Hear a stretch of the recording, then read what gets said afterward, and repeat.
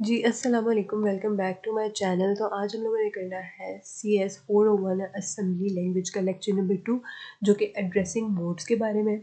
जो lecture number 1 था ना, वो बहुत ज़्यादा इंपॉर्टेंट था MCQs के लिहाज से, शॉर्ट क्वेश्चंस के लिहाज से, सही है। जो लेक्चर नंबर 2 है वो लॉन्ग के लिहाज से भी इंपॉर्टेंट है, MCQs के लिहाज से भी इंपॉर्टेंट है और शॉर्ट के लिहाज से भी इंपॉर्टेंट है। जो फर्स्ट लेक्चर था वो इंट्रोडक्शन था, उसके अंदर सारी डेफिनेशंस और जो इम्पोर्टेंट इम्पोर्टेंट चीज़ें थी वो उन्होंने सारी लेक्चर नंबर 1 में क्लियर कर दी थी। तो अगर अभी तक आपने लेक्चर नंबर 1 नहीं देखा ना, तो सबसे पहले जाके लेक्चर नंबर 1 देखें। जब तक आपके जो बेसिक्स होंगे ना वो क्लियर नहीं होंगे तो आपको आगे समझ नहीं आएगा, ठीक है। तो अब हम लेक्चर नंबर 2 स्टार्ट करते हैं। यहाँ पे कह रहे हैं the first instruction of our first assembly language program was. अगर आपको याद हो तो हमने जो अपना पहला असेंबली लैंग्वेज का प्रोग्राम किया था, ठीक है, उसमें जो हमारे पास पहली इंस्ट्रक्शन थी वो थी मूव AX, 5। यहाँ पे ये कह रहे हैं कि हेयर मूव वाज द आप कोड, कि ये जो मूव लिखा हुआ है ये आप कोड था। उसके अंदर AX जो था वो डेस्टिनेशन ऑपरेंड था, वाइल 5 जो है ये सोर्स ऑपरेंड था, ठीक है। The value of the 5 in this case was stored as the part of instruction encoding. ये कह रहे हैं कि जो वैल्यू ऑफ 5 है ना इस केस के अंदर, उसको हम लोग स्टोर करेंगे इंस्ट्रक्शन इनकोडिंग के पार्ट के तौर पर, सही है। और इन द आप कोड, ये जो आप कोड लिखा हुआ है B80500, इसमें जो B8 है ये आप कोड है, एंड 0500 जो है ये ऑपरेंड स्टोर्ड इमीडिएटली आफ्टरवर्ड्स, यानी कि जो आप कोड होता है उसके बाद जो वैल्यू होती है उसे हम लोग क्या कहते हैं, ऑपरेंड कहते हैं, जो आप कोड के फ़ौरन बाद आती है। सच एन ऑपरेंड, ऐसे ऑपरेंड को जो आप कोड के फ़ौरन बाद जो वैल्यू आती है उसे हम कहते हैं इमीडिएट ऑपरेंड, ठीक हो गया। It is one of many types of operands available, और ये जो बहुत सारे ऑपरेंड्स हमारे पास अवेलेबल हैं उनमें से ये एक टाइप है ऑपरेंड की, सही हो गया।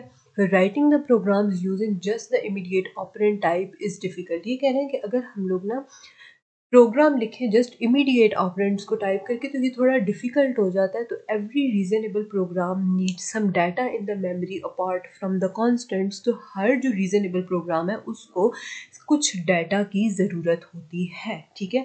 कॉन्स्टेंट्स, अब ये इंपॉर्टेंट चीज़ है कि कॉन्स्टेंट्स जो है ना कैन नॉट बी चेंज, उन्हें आप चेंज नहीं कर सकते। अगर आपने CS के पहले जो प्रोग्रामिंग वाले सब्जेक्ट्स हैं C++ में आपने पढ़ा होगा कि कांस्टेंट की वैल्यू ना कभी भी आप चेंज नहीं कर सकते, ठीक है। यानी प्रोग्राम अगर आप लिख रहे हो और उसमें आपने एक कांस्टेंट की वैल्यू कुछ लिखी है और नीचे प्रोग्राम में जाके आप उसकी वैल्यू को चेंज नहीं कर सकते। तो एक इम्पोर्टेंट MCQs आपके पास आ गया है, that is they can not appear as the destination operand, और इनको आप जो है वो डेस्टिनेशन ऑपरेंड के तौर पर भी जो है वो अपीयर नहीं कर सकते। In fact placing them as the destination is meaningless. तो यहाँ पे ये जो सारी थ्योरी लिखी है ना, ये आप एक बार रीड कर लीजिएगा। ये इतनी ज़्यादा पेपर के लिहाज से इंपॉर्टेंट, ये जो इंपॉर्टेंट चीज़ें हैं ना मैं सिर्फ आप लोगों को वही करवाऊंगी। इससे ये है कि आपका टाइम भी नहीं वेस्ट होगा। जो बाकी की इंपॉर्टेंट अगर आपको लगता है कि एक बार पढ़ना ज़रूरी है तो आप ज़रूर पढ़िएगा। अदरवाइज़ ये जो मैंने चीज़ें आपको हाईलाइट करवाई हैं ना, आप अगर सिर्फ ये भी कर लेते हैं तो आपका पेपर बहुत ज़बरदस्त हो जाएगा। दूसरा इसका जो है ना, ये इतना ज़्यादा लेंथी नहीं है। इसमें टोटल 6 जो है आपके लेक्चर्स आने हैं मिड टर्म में, तो ये बहुत ज़्यादा जो है वो ईज़ी हो जाएगा आप लोगों के लिए इसको तैयार करना, ठीक है। तो ये ज़्यादा लेंथी नहीं है, इसलिए हर एक चीज़ आप लोगों के लिए लाजिम है कि आप एक बार पढ़ लीजिएगा, ठीक है। बाकी मैं आप लोगों को सिर्फ इंपॉर्टेंट कराऊंगी ताकि आप ज़्यादा बोर भी ना हो, लेक्चर भी लंबा ना हो, और जो है ना इंपॉर्टेंट जो टॉपिक्स हैं वो सही से क्लियर हो जाए। अच्छा, अब यहाँ से जो इम्पोर्टेंट चीज़ है ना, जो आपके पेपर के लिहाज से इम्पोर्टेंट है, यहाँ से इम्पोर्टेंट चीज़ शुरू हो रही है। To declare a part of our program as holding the data instead of instructions we need a couple of very basic but special assembler directives. अब यहाँ पे आपके पास जो इम्पोर्टेंट चीज़ है, आपके पास दो तरह के ना डायरेक्टिव्स होते हैं, ठीक है। दो तरह के डायरेक्टिव्स होते हैं। जो फर्स्ट डायरेक्टिव होता है वो होता है बाइट, और जो सेकेंड डायरेक्टिव होता है वो हम यहाँ पे नीचे पढ़ेंगे, वो है ये डिफाइन वर्ड, ये लिखा हुआ है, सही है। तो जो हमारे पास है ना डिफाइन बाइट और डिफाइन वर्ड, उसको हम लोग लिखते हैं DB। डी से डिफाइन, बी से बाइट, DB लिखते हैं हम, ठीक है। DB आप स्टार्ट में लिख दें। अगर आपने बाइट में कोई चीज़ लिखनी है ना तो DB आप स्टार्ट में ज़रूर लिखेंगे, और फिर जो भी वैल्यू आपने बाइट के अंदर लिखनी है वो लिखेंगे। इसी तरह यहाँ पे आगे द अदर डायरेक्टिव, जो दूसरा डायरेक्टिव है वो है डिफाइन वर्ड, जिसे आप DW से डिफाइन करेंगे। अब आपको ये बात भी पता है जी, यहाँ पे तो उन्होंने 16 बिट्स के बारे में बता दिया, लेकिन ऊपर नहीं बताया। आपको पता है कि बाइट के अंदर कितनी बिट्स होती हैं? 8। कितनी बिट्स होती हैं? 8। तो अगर आपने 8 बिट की कोई वैल्यू लिखनी है तो उसके लिए आप DB यानी डिफाइन बाइट यूज़ करेंगे, और जो अदर डायरेक्टिव है डिफाइन वर्ड, उसके लिए आप DW यूज़ करेंगे। और इसका साइंटेक्स जो है ये यहाँ पे लिखा हुआ है DB, उसका वर्ड का लिखा हुआ है, ठीक है। अब इनका ना ये यहाँ पे ये कह रहे हैं reserving a whole word of 16 bits instead of a byte, ठीक है। अगर आप DB लिखते हो तो इसका मतलब है बाइट, लेकिन अगर आप DW लिखते हो तो इससे पूरे का पूरा एक जो होल वर्ड है वो चेंज होगा, वो 16 बिट्स आ जाएगा, ठीक है। तो DB और DW में यही फ़र्क है कि DB जो है वो बाइट्स के लिए और DW वर्ड के लिए यूज़ होता है। ये आपके पास इंपॉर्टेंट क्वेश्चन इस तरह से आ सकता है कि आपके पास दो डायरेक्टिव्स के नेम बताएं, ठीक है। DB किस लिए यूज़ होता है और DW, तो ये इस तरह से दो तरह के क्वेश्चन जो है वो आपके पास बनकर आ सकते हैं। तो ये मोस्ट इंपॉर्टेंट क्वेश्चन है, ये आपने स्किप नहीं करना, ये आपने हर हाल में ये करना ही करना है, ठीक है। तो ये मैंने लिख भी दिया है साथ में, इंपॉर्टेंट, सही हो गया। अच्छा, नेक्स्ट हमारे पास आ जाता है डायरेक्ट एड्रेसिंग। अब मैं आप लोगों को एक और बात बता दूं कि ये जो लेक्चर नंबर 2 है ना, इसमें आएंगी एग्जांपल्स, ठीक है। बहुत सारी एग्जांपल्स हैं इसके अंदर, आई थिंक 6 एग्जांपल्स हैं। अब एग्जांपल्स का आपने करना क्या है कि ये जो यहाँ पे एग्जांपल्स लिखी हुई, आपने एक रजिस्टर या कोई भी पेज ले लें, ठीक है, और उसके ऊपर ये बहुत ही छोटी ना 3-4 लाइन्स का ना ये छोटा सा प्रोग्राम है, ये मूव AX कामा नंबर 1, मूव BX कामा नंबर 2, मूव AX कामा BX, ठीक है। ये प्रोग्राम मैं आपको फर्स्ट लेक्चर में करवा चुकी हूँ, ठीक है। सेम वही प्रोग्राम है, जस्ट वहाँ पे नंबर 1 की जगह था 5, नंबर 2 की जगह था 15 और नंबर 3 की जगह था 20। वहाँ पे ना, यहाँ पे आपने जस्ट नंबर्स चेंज कर दिए हैं, ठीक है। और यहाँ पे जितनी एग्जांपल्स हैं उनमें सिर्फ इतनी इतनी चेंजिंग है कि ये जो नंबर 1, नंबर 2, नंबर 3, एक और प्रोग्राम आएगा, अब मैं आपको नीचे दिखाती हूँ, ये देखें। अब यहाँ पे भी हम लोगों ने करना क्या है, ऐड करने हैं 3 नंबर्स। हर प्रोग्राम में 3 नंबर्स को ऐड करना है, लेकिन पहली जो हमने एग्जांपल की थी उसमें रजिस्टर्स को यूज़ करके करना है, किसी में सिंगल लेबल को यूज़ करके करना है। इस तरह जब हम लोग करेंगे ना, ये एग्जांपल्स बिल्कुल सेम है, लिटरली सेम है। जब आप एक पेज पे लिखेंगे ना तो आपको आइडिया होगा कि एग्जांपल्स बिल्कुल सेम है, जस्ट आपका जो है वो नंबर्स के बीच में चेंजिंग आ रही है। दूसरा, ये इंपॉर्टेंट भी है। मिड टर्म में तो मैं आपको बोलूँगी कि इतना ये नहीं आएंगी एग्जांपल्स, लेकिन फाइनल टर्म और प्रैक्टिकल के पेपर्स में ये बहुत ज़्यादा होंगी। तो मैं साथ ही आप लोगों को वो चीज़ें भी बता रही हूँ, क्योंकि फाइनल टर्म की तैयारी जब आप करते हैं ना, तो आपने जो प्रैक्टिकल के पेपर की तैयारी करनी होती है वो आपके लेक्चर 1 से लेके 17 तक, ठीक है, सारे लेक्चर्स आएंगे। तो इसलिए आप ताकि दोबारा से यही लेक्चर्स देखकर ना अपनी प्रैक्टिकल के पेपर की भी तैयारी कर लें, ठीक है। ये जो साथ में लिखे हुए हैं ना, ये अगर आप ना भी लिखें ना तो कोई फ़र्क नहीं पड़ता, क्योंकि ये कमेंट्स हैं, ठीक है। क्या है, ये कमेंट्स हैं जिनको हम सेमी कॉलन से लिखना स्टार्ट करते हैं। अब ये सारी की सारी एग्जांपल्स, ये थर्ड एग्जांपल आ गई। अब यहाँ पे देखें क्या लिखा हुआ है, program to add numbers accessed using the single label.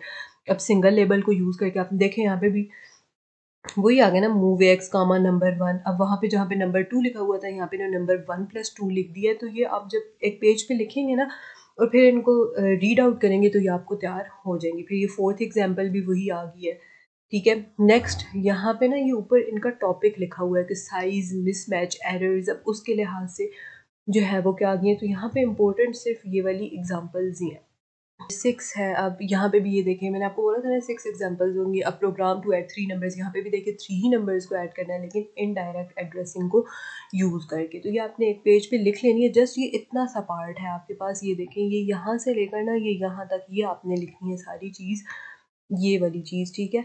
ये आपने नहीं लिखना, ये जो आपके पास है ना, ये कमेंट्स अगर आप लिखना चाहें तो बेशक लिखें, लेकिन इससे टाइम वेस्ट होता है। अगर आप नहीं लिखेंगे तो इससे कोई फ़र्क नहीं पड़ता, क्योंकि ये कमेंट्स हैं, ठीक है। ये आपके प्रोग्राम को एक्सप्लेन करने के लिए होता है। बाकी ये जो नीचे ये वाली चीज़ आपको नज़र आ रही है ना कि labels can be use as code as well, ये वाली जो चीज़ें हैं, ये आपके पास ये जो ऊपर प्रोग्राम आपने लिखा हुआ है ना, इसकी एक एक लाइन को एक्सप्लेन कर रहे हैं कि ये इस लाइन में क्या है, इस लाइन में है। तो ये आपने इतना ज़्यादा इस पर फोकस ना करें आप, ये चीज़ें आपको। बाकी ये जो यहाँ पे JNZ और ये सारी चीज़ें आगे आपको मैं डिटेल में कराऊंगी, तो ये यहाँ से आप जो है वो स्किप कर सकते हैं। Next, registers plus offset addressing, ये आगे 7 एड्रेसिंग मोड्स भी आने हैं आपके, तो ये वहाँ पे भी क्लियर हो जाएंगे। लेकिन ये टॉपिक्स हैं, ये 5, ठीक है, ये टॉपिक्स हैं और ये इनके नीचे एग्जाम्पल्स आ गए। तो ये आपने एग्जाम्पल्स कर लेनी है, सही है। बाकी जो चीज़ें इंपॉर्टेंट आती जा रही हैं वो मैं आप लोगों को कराती जाऊँगी। सेगमेंट एसोसिएशन का एक टॉपिक आ गया है, इतना ज़्यादा इंपॉर्टेंट नहीं है, लेकिन एक बार हम लोग पढ़ लेते हैं कि all the addressing mechanisms in IAPX 808, इसको मैंने आपको बोला था कि इसको हम लोग क्या कह सकते हैं, 8088 भी कह सकते हैं। रिटर्न अ नंबर, एक नंबर रिटर्न करता है जिसे इफेक्टिव एड्रेस कहते हैं। ये भी मैं आपको लेक्चर नंबर 1 में क्लियर करा चुकी हूँ कि फिजिकल एड्रेस और अफेक्टिव एड्रेस क्या होता है और उसको फाइंड किस तरह करते हैं। ये देखें फॉर एग्जांपल, ये देखें यहाँ पे इन्होंने बेस प्लस ऑफसेट एड्रेसिंग ली हुई है, ठीक है। इनको जब हम ऐड करेंगे तो ये हमारे पास अफेक्टिव एड्रेस आ जाएगा। ये सारी चीज़ें मैं आप लोगों को ऊपर लेक्चर नंबर 1 के अंदर मैं आप लोगों को करा चुकी हूँ, एक्सरसाइज भी करा चुकी हूँ। तो आपने वो करनी है तो उससे आपका ये सब कुछ क्लियर हो जाएगा, ठीक है। अगली इंपॉर्टेंट चीज़ आ गई है एड्रेस रैप अराउंड। तो अब हमारे पास एड्रेस रैप अराउंड क्या होता है कि there are 2 types of wrap arounds, ठीक है। हमारे पास 2 तरह के ना रैप अराउंड्स होते हैं, ठीक है। कौन कौन से, एक सेगमेंट रैप अराउंड होता है, occurs when during the effective address calculation a carry is generated। अब हमारे पास एक टाइप बता दी सेगमेंट रैप अराउंड। अब ये सेगमेंट रैप अराउंड अक्कर कब होता है, जब हम लोग अफेक्टिव एड्रेस की कैलकुलेशन करते हैं और अगर कैरी जनरेट होता है तो हमारे पास सेगमेंट रैप अराउंड होता है। अच्छा, रैप अराउंड की डेफिनेशन क्या होती है कि अ carry if generated is dropped, ठीक है। अ carry is generated if dropped being stored, ठीक है, विदाउट बीइंग स्टोर्ड, तो वो हमारे पास होता है एड्रेस रैप अराउंड, ठीक है। ये इसकी डेफिनेशन मैं आपको बता देती हूँ। A carry if generated, a carry if generated is dropped stored is called address wrap. Sorry ये आगे आ रहा है तो इसको हम लोग नीचे लिख लेते हैं, एड्रेस रैप अराउंड, ठीक है। तो ये हमारे पास हो गया एड्रेस रैप, ये हमारे पास रैप अराउंड की या एड्रेस रैप अराउंड की हमारे पास क्या आ गई है डेफिनेशन। डेफिनेशन ये जब हम लोग नीचे जाएंगे ना एक्सरसाइज के अंदर, ये क्वेश्चन आया और मैंने आपको वहाँ पे मेंशन करवाया हुआ है तो मैं आपको नीचे जाके करवा देती हूँ, सही है। अच्छा जी, अब हम लोग आते हैं नीचे। अब आ गया है जी एड्रेसिंग मोड की समरी। अब वो जो ऊपर मैं आप लोगों को बता रही थी ना ये कि मैं आप लोगों को एड्रेस मोड बताऊंगी, ये देखिए रजिस्टर प्लस ऑफसेट, तो ये अब नीचे जो है ना इनकी समरी हमें दी हुई है, जस्ट आपने इनके नेम्स करने हैं। अच्छा, ये बहुत ज़्यादा इंपॉर्टेंट है, ठीक है। ये आपके जो है वो फाइनल टर्म के लिहाज से तो बहुत ही ज़्यादा इंपॉर्टेंट है, ये क्वेश्चन मस्ट आता है, ठीक है। मिड में भी आ सकता है लेकिन फाइनल टर्म के लिहाज से ये बहुत ज़्यादा, प्रैक्टिकल के पेपर के लिहाज से ये बहुत ज़्यादा इंपॉर्टेंट है, क्योंकि मैं आपको साथ साथ प्रैक्टिकल की भी तैयारी करा रही हूँ तो इसलिए मैं आपको वो चीज़ें भी बता रही हूँ जो प्रैक्टिकल के लिहाज से भी बहुत ज़्यादा इंपॉर्टेंट है, ठीक है। अब यहाँ पे आ गए, पहली बात यहाँ पे कि हमारे पास मोड्स कितने हैं, तो टोटल हमारे पास 7 मोड्स हैं, ठीक है। कितने मोड्स हैं, 7 एड्रेसिंग मोड्स हैं, ठीक हो गया। 7 एड्रेसिंग मोड्स हैं। अब उनके नेम पहले बात आपको आने चाहिए। पहले होता है डायरेक्ट मोड, फिर होता है बेस रजिस्टर इनडायरेक्ट, फिर होता है इंडेक्स रजिस्टर इनडायरेक्ट, फिर होता है base register indirect plus offset, फिर index register indirect plus offset, फिर बेस प्लस इंडेक्स, फिर base plus index plus offset, ठीक है। ये आपके पास बहुत ज़्यादा इंपॉर्टेंट जो है वो 7 मोड्स हैं, ठीक है। इनका आपने तैयार कैसे करना है, पहली बात कि आपको पता होना चाहिए कि टोटल हैं कितने। तो एक क्वेश्चन तो क्या हो गया, 7 है, ठीक है। फिर आपने उनके नेम्स बताने हैं, ठीक है, कि उनके नेम क्या क्या है। तो नेम मैंने आपको ये बता दिया। आप इनकी शॉर्ट फॉर्म ना इस तरह भी कर सकते हैं कि जैसे आप यहाँ पे मैं आप लोगों को लिखवाती हूँ। अब पहला मोड है डायरेक्ट मोड, तो डायरेक्ट को तो आप पूरा डायरेक्ट लिख लें, ठीक है, एंटर। नेक्स्ट हमारे पास क्या है, बेस का आप ले लें बी, रजिस्टर का आप ले लें आर और इनडायरेक्ट का आप ले लें आई, ठीक है। इस तरह से ना आप ये सारे 7 मोड्स के नेम लिख लें तो आप जो है वो उसकी शॉर्ट फॉर्म याद कर लें तो उसके लिए उस तरह से आपको आसान हो जाएगा। फिर जैसे आपने यहाँ से इंडेक्स का आई ले लिया, ठीक है, रजिस्टर का आर ले लिया और इनडायरेक्ट का आई ले लिया, तो ये इस तरह आप जब शॉर्ट फॉर्म करके लिखेंगे ना, ठीक है। फिर base register indirect plus offset, ठीक है, तो वही बी आर आई जो आपने ऊपर पढ़ा, ठीक है, बी आर आई प्लस, ठीक है, और साथ में हमारे पास क्या आ गया जी, ऑफसेट, ठीक है। इस तरह आपने इनके नेम्स जब आप लिख लोगे ना तो आपके लिए क्या हो जाएगी, आसानी हो जाएगी और आप जो है वो इजीली इनके नाम जो है वो लिख लेंगे, ठीक है। तो ये आपने इस तरह से लिख लेना है। अच्छा, जो थर्ड इम्पोर्टेंट चीज़ है ना इसके अंदर वो क्या है, ठीक है। अब ये तो मैंने आप लोगों को बता दिया कि पहली बात वो पूछेंगे कि कितने मोड होते हैं, तो आपने बता देना है 7, उनके नेम्स पूछेंगे, तो इस तरह से ये याद करने का तरीका बताया। इस तरह जाके पेपर में आपने नहीं लिख देना BRI, उन्हें क्या पता। ये तो मैं आप लोगों को ईजी करने के लिए कह रही हूँ कि आप लोग इस तरह से लिख लें ताकि आपके लिए याद करना ईजी हो। कि base register indirect, index register indirect, फिर बेस रजिस्टर इनडायरेक्ट के साथ पहले ऑफसेट लगा दें, फिर इंडेक्स रजिस्टर इनडायरेक्ट के साथ ऑफसेट लगा दें। इस तरह से याद करने की आसानी हो जाएगी। दूसरा, प्रैक्टिकल के पेपर में, मेरे अपने पेपर में ना ये क्वेश्चन आए हुए थे कि आपने ये जो 7 जो मोड्स हैं, ठीक है, एड्रेसिंग मोड्स, इनकी इंस्ट्रक्शंस लिखें। तो पेपर में ना, प्रैक्टिकल के पेपर में आपके पास सारी टोटली इंस्ट्रक्शन की बेसिस पे पेपर आएगा कि इसकी फलां की इंस्ट्रक्शन लिखें, या इंस्ट्रक्शन लिखी हुई होगी और उसको एक्सप्लेन करना होगा, या उसमें कोई चेंजिंग करनी होगी, कोई एरर होगा उसको ठीक करना होगा, या आपको बोला जाएगा मूव की इंस्ट्रक्शन लिखें, या आपको लिखा होगा कि बेस रजिस्टर इनडायरेक्ट की इंस्ट्रक्शन लिखें। तो बहुत इंपॉर्टेंट है कि आपने इन सब की एक एक इंस्ट्रक्शन याद कर लेनी है ताकि आपके लिए आसानी हो, अगर पेपर में आ जाए तो आप लिख लें, ठीक है। अब डायरेक्ट जो एड्रेसिंग मोड है उसकी एग्जांपल अगर आपके पास आ जाती है कि उसकी जो है वो इंस्ट्रक्शन लिखे, तो आपने क्या लिखना है, मूव, ये ब्रैकेट में 1 2 3 4 कामा AX, सही है। फिर बेस रजिस्टर इनडायरेक्ट की अगर एग्जांपल आएगी तो उसकी जगह आपने ये लिख देना है, मूव BX कामा AX। फिर इंडेक्स रजिस्टर इनडायरेक्ट की, तो ये जितनी भी मैंने ये हाईलाइट करवाई हुई है, ये बस आपने याद करनी है और ये आपने जो है वो पेपर में लिख देनी है। जैसे इंडेक्स रजिस्टर इनडायरेक्ट की पहले आपने लिख दी और प्लस ऑफसेट आ गया, ये ऑफसेट आ गया, सही है। तो बेस प्लस इंडेक्स की ये देखें, ये दो एग्जांपल्स हैं, कोई भी एक आप लिख लीजिएगा। इस तरह base plus index plus offset की एग्जांपल्स आ गई हैं, ये आपने लिख ली है, ठीक है जी। तो यही इंपॉर्टेंट था इस पूरे लेक्चर के अंदर, एक आपने एग्जांपल्स करनी है, ठीक है, उनको आपने एक पेज पे लिख लेना है और उनको तैयार कर लेना है। और सबसे इंपॉर्टेंट चीज़ जो मैंने आपको ये सबसे ऊपर नहीं बताई, ये जो मैंने आपको डायरेक्टिव्स बताए हैं और एड्रेस रैप अराउंड, ये दो चीज़ें इंपॉर्टेंट है शॉर्ट के लिहाज से, ठीक है। बाकी मैं आप लोगों को अब करवाती हूँ एक्सरसाइज। एक्सरसाइज भी आपके पास इंपॉर्टेंट है, इससे रिलेटेड भी क्वेश्चंस आते हैं, ठीक है। तो ये मैं आप लोगों को बता दी हूँ। पहला क्वेश्चन है कि what is the label and how does the assembler differentiates between the code labels and data labels. सबसे पहले कि व्हाट इज़ लेबल, लेबल क्या होता है और किस तरह से असम्बलर कोड लेबल और डेटा लेबल को डिफरेंशिएट करता है। तो लेबल क्या होता है, is a symbolic name for memory location. तो लेबल होता है सिंबॉलिक नेम होता है किसके लिए, मेमोरी लोकेशन के लिए, ठीक है। और कोड लेबल क्या होता है, कोड के अंदर यूज होता है, जबकि डेटा लेबल क्या होता है, डेटा के अंदर यूज होता है, ठीक है। नेक्स्ट क्वेश्चन आ जाता है, list the 7 addressing modes available. तो वही क्वेश्चन आ गया कि 7 एड्रेसिंग मोड्स क्या है, जो मैं आपको ऊपर बता चुकी हूँ। फिर differentiate between affective addressing and physical addressing. तो अफेक्टिव एड्रेस क्या होता है, मैंने आपको बता दिया कि इसमें सेगमेंट प्लस ऑफसेट करते हैं, जबकि फिजिकल एड्रेस के भी मैंने आप लोगों को जो है वो लेक्चर नंबर 1 के अंदर मैंने इसका आपको फार्मूला बताया था। वो क्या था कि सेगमेंट लेना है, उसको 16 से मल्टीप्लाई करना है, 16 को हेक्सा में 10 कहते हैं, तो उसको 10 से मल्टीप्लाई कराना है, प्लस और जो ऑफसेट की वैल्यू होगी, आपको वैल्यूज़ दी हुई होंगी कि ये वैल्यूज़ हैं और इसका फिजिकल एड्रेस फाइंड करें, तो आपको फार्मूले आने चाहिए जो दोनों मैंने आपको बता दिए, ठीक है। What is the effective address generated by the following. अब ये बहुत ही इजी क्वेश्चन है, इसमें तो आपको ये पूरा इन्होंने इंस्ट्रक्शन दे दिए और वैल्यूज़ भी दे दी। आपने सिंपल ना, इफेक्टिव एड्रेस में तो सिंपल ये आपको गिवन है, आपने यहाँ पे BX की वैल्यू क्या लिखी हुई है, ये ऊपर लिखी हुई है 0x, ठीक है। यहाँ पे रुक जाए, ये लिखी हुई है जी, ठीक है। BX की वैल्यू 0x 0100, यहाँ पे BX की वैल्यू के अंदर जगह पे पुट करेंगे, +12 इसमें ऐड करेंगे, जो भी आंसर आएगा वो आपने लिख देना है।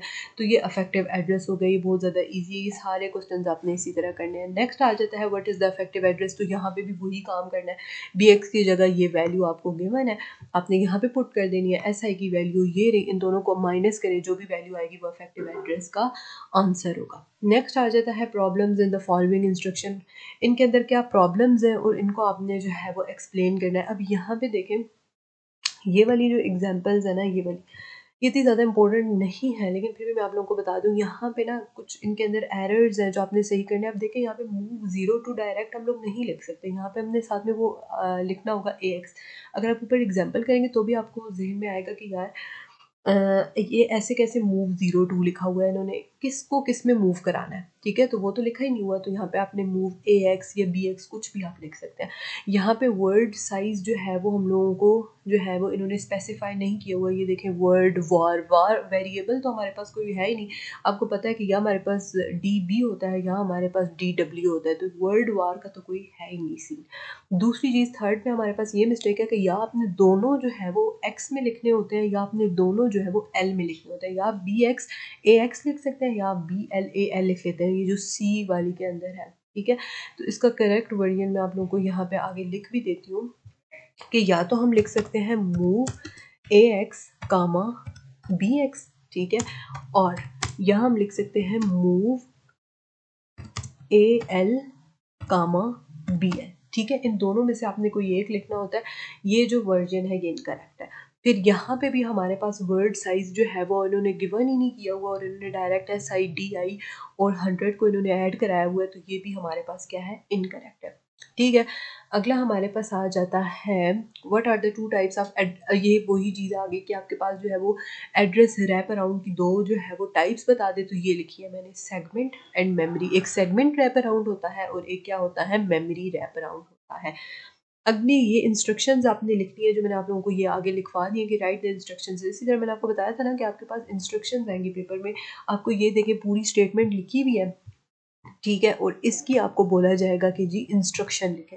तो ये यहाँ पे देखिए, copy contents of memory location with the offset. जो ऑफसेट होता है उसको हमेशा हमने यूँ ना ब्रैकेट्स के अंदर लिखना होता है, जैसे मैंने यहाँ पे लिखा हुआ है मूव AX कामा 0025, ठीक है, in the current data segment into AX। अब जिसके अंदर आपने कराना होता है ना उसको आप पहले लिखते हैं और जिसको कराना होता है उसको आप बाद में लिखते हैं, ठीक है। ये बात आपने याद रखनी है। अब ये सेकंड आ गया, सेकंड में भी आपने क्या करना है, कॉपी करना है AX को मेमोरी लोकेशन के अंदर और ऑफसेट आपको बता दिया। तो ये देख लें, ये आपने क्या लिखना है, मूव 0FF, ये आपने लिख लेना है, कॉमा AX इसके आगे आ जाएगा, ठीक है। नेक्स्ट